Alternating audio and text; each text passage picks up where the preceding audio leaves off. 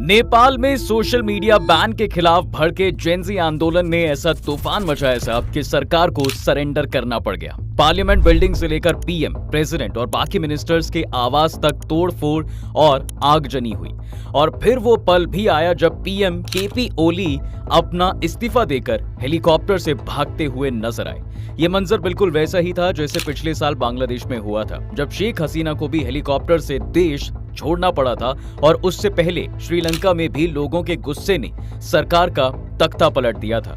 आखिर नेपाल में ये सब क्यों हो रहा है, आगे क्या होने वाला है और भारत के पड़ोसी मुल्कों में एक ही पैटर्न पर बार बार क्यों हो रहे हैं तख्ता पलट, यही जानेंगे आज के इस वीडियो में। तो सब कहानी शुरू होती है 4 सितंबर से, जब नेपाल सरकार ने सोशल मीडिया पर बैन लगाने का ऑर्डर दे दिया। उसके बाद हामी नेपाल के एनजीओ चलाने वाले सुदान गुरुंग इंस्टाग्राम पर यूथ से अपील करते हैं, गवर्नमेंट के अगेंस्ट यूनिफॉर्म और बैग के साथ सड़क पर उतर जाओ। इसके बाद 8 सितंबर को नेपाल की पार्लियामेंट के सामने प्रोटेस्ट शुरू हो गया। लेकिन यह आंदोलन सिर्फ सोशल मीडिया बैन के खिलाफ नहीं था।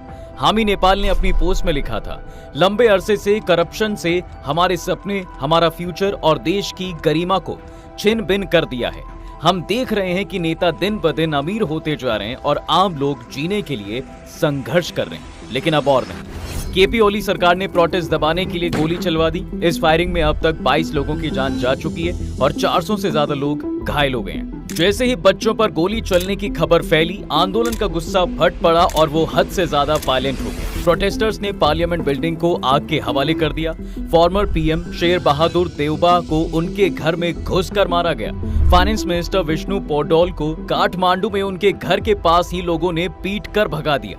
इस खतरनाक इंसिडेंट के बाद पीएम केपी ओली के अलावा सरकार के 4 और मंत्रियों ने भी रिजाइन कर दिया है। ऑब्जर्वर रिसर्च फाउंडेशन में सीनियर फेलो सुशांत सरीन के अकॉर्डिंग नेपाल में 1990 से ही राजनीतिक उथल पुथल चलती रही। पहले पूरा मॉर्निकी था, फिर कॉन्स्टिट्यूशनल मॉर्निकी बनी और फिर लोकतांत्रिक सरकार। लेकिन करप्शन हर सिस्टम में जिंदा रहा, कभी खत्म नहीं हुआ। इतना ही नहीं साहब, बल्कि जनता के बीच समर्थन खो चुके 75 से 80 साल के लोग सरकार चलाते आ रहे हैं। टॉप पोस्ट पर भी कोई युवा नेता नहीं है। ऐसे में सोशल मीडिया बैन के मुद्दे ने एक चिंगारी का काम किया। नेपाल में यूथ कल्चर और यूथ मीडिया का स्ट्रक्चर बहुत वाइब्रेंट है। रेडियो स्टेशन है, कम्युनिटीज हैं, लोग सड़कों पर आना जानते हैं। इस बार प्रोटेस्ट में कट्टर माओवादी, कम उम्र के नेताओं की पार्टियां और हिंदू राष्ट्रवादी लोग जुड़ गए।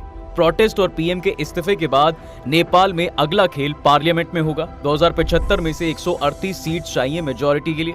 2022 इलेक्शन में एनसी यानी कि नेशनल कांग्रेस 88, ओली की communist party of Nepal, unified Marxist Leninist यानी कि सीपीएन यूएमएल को 79 और प्रचंडा की communist party of Nepal Maoist centre यानी सीपीएन एमसी को 32 सीट मिली थी। 2024 में ओली एनसी के सपोर्ट से चौथी बार पीएम बने। कुछ छोटे दल जैसे कि जनता समाजवादी पार्टी यानी जेएसपी ने भी ओली की सरकार को समर्थन दिया था। ओपोजिशन में अब प्रचंडा की सीपीएन एमसी 32 सीट, राष्ट्रीय स्वतंत्र पार्टी यानी आरएसपी के पास 20, राष्ट्रीय प्रजातांत्रिक पार्टी यानी कि आरपीपी 14 और पीपल्स सोशलिस्ट पार्टी यानी कि पीएसपी के पास 12 है।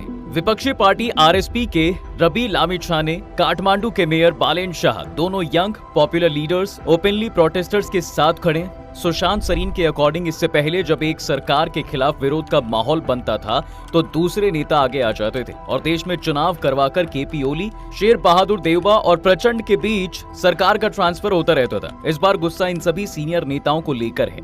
इनमें से कोई भी जनता को भरोसे में नहीं ले पा रहा है। ऐसे में अभी ये नहीं कहा जा सकता है साहब कि आगे नेपाल की सत्ता कौन चलाएगा। क्या फौज काबिज होगी, कोई अंतरिम सरकार बनेगी या दोबारा चुनाव होंगे, अभी इस पर कुछ भी कहना मुश्किल ही है। वहीं विदेशी मामलों के जानकार प्रोफेसर प्रसेनजीत विश्वास कहते हैं कि केपी ओली के जाने के बाद नेपाल में एक अंतरिम सरकार बनेगी। इसमें रवि लामिछाने जैसे नेता बड़ी भूमिका में होंगे। सिंगर से नेता बालेन शाह को नेपाल की सबसे बड़ी त्रिभुवन यूनिवर्सिटी का प्रभाव रहेगा।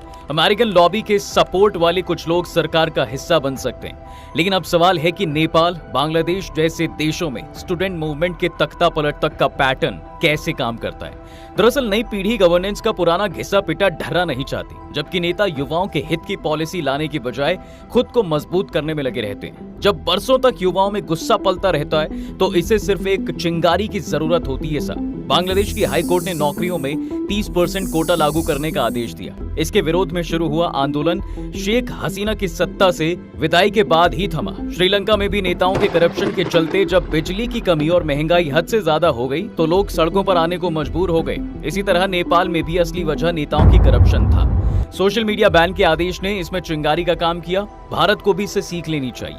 खैर, जेएनयू के प्रोफेसर और विदेशी मामलों के जानकार राजन कुमार कहते हैं, श्रीलंका, बांग्लादेश, नेपाल, पाकिस्तान और म्यांमार जैसे देशों में बेरोजगारी, महंगाई, नौकरी जैसे मुद्दे हैं। नेपाल में कोई इंडस्ट्री नहीं है। इन देशों के युवा जब पश्चिमी देशों के युवाओं से अपनी तुलना करते हैं तो उनमें गुस्सा पनपता है। सभी जगह सरकारें कमजोर हैं, साथ ही विदेशी ताकतें भी प्रोटेस्ट में पीछे से मदद करने लगती हैं। इससे तख्ता पलट जैसी नौबत आ जाती है। वैसे भारत में भी यूथ सरकारों से नाराज होता है, लेकिन उसके पास पॉलिटिकल स्पेस है। वो वोट देकर विपक्षी दलों को सरकार में ला सकता है, जबकि इन देशों में विपक्ष लगभग 0 है। नेपाल में तो विपक्षी नेता एक साथ मिलकर सरकार चला रहे थे। क्या भारत के पड़ोसी देशों के तख्ता पलट में विदेशी ताकतों को भी हाथ हो सकता है? देखिए, जियोपॉलिटिक्स पर करीबी नजर रखने वाले एक्सपर्ट्स इन तख्ता पलट में विदेशी ताकतों के शामिल होने से इनकार नहीं करते।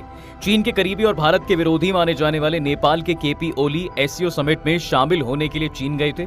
5 ही दिन बाद यानी 4 सितंबर को ओली ने फेसबुक, यूट्यूब, इंस्टाग्राम और एक्स जैसे 26 अमेरिका बेस्ड सोशल मीडिया कंपनियों पर बैन का ऐलान कर दिया। नेपाल सरकार का कहना था कि इन कंपनियों ने रजिस्ट्रेशन की शर्तें नहीं पूरी की, जबकि टिकटॉक जैसी कई चीनी ऐप्स पर कोई बैन नहीं लगाया गया। कई मीडिया रिपोर्ट्स में यह भी कहा गया साहब कि ओली ने चीन के समर्थन में अमेरिका का विरोध करने के लिए इन कंपनियों पर बैन लगाया। और जब नेपाल के युवा इस बैन के विरोध में खड़े हुए तो इसे अमेरिकी लॉबी से सपोर्ट भी मिला। नॉर्थ ईस्टर्न हिल यूनिवर्सिटी में प्रोफेसर और साउथ एशिया की राजनीति के जानकार प्रसेनजीत विश्वास का कहना है कि नेपाल में प्रोटेस्ट की शुरुआत से ही इसमें अमेरिका का सीधा हाथ है।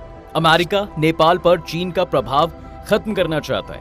वहां मौजूद नेपाली संघ और अमेरिकी नेपाल हेल्पिंग सोसाइटी जैसे ऑर्गेनाइजेशंस और अमेरिका की सरकार में शामिल लोगों ने नेपाल के यूथ लीडर्स के साथ मिलकर इस प्रोटेस्ट का स्ट्रक्चर तैयार किया, जिसमें छोटे छोटे बच्चों को आगे रखा गया। बाद में रवि लामी छाने जैसे नेता इसमें शामिल होते चले गए। अब आखिरी और यहाँ पर सवाल है कि नेपाल में हुए तख्ता पलट से भारत पर क्या असर होगा? देखिए, केपी ओली भारत के समर्थक नहीं थे, लेकिन ऐसा भी नहीं कह सकते कि उनके जाने के बाद वहां की नई लीडरशिप का झुकाव भारत की तरफ होगा। नेपाल में कुछ युवा नेताओं की लीडरशिप में बनने जा रही अंतरिम सरकार से भारत के लिए मुश्किलें बढ़ जाएंगी, क्योंकि सरकार में अमेरिकन लॉबी वाले लोग हैं। भारत से नेपाल की सीमा विवाद और गहरा भी हो सकता है। इस पूरी वीडियो पर आपका क्या कहना है? कमेंट सेक्शन में जरूर बताइएगा। जाते जाते चैनल को सब्सक्राइब करना बिल्कुल ना भूलें।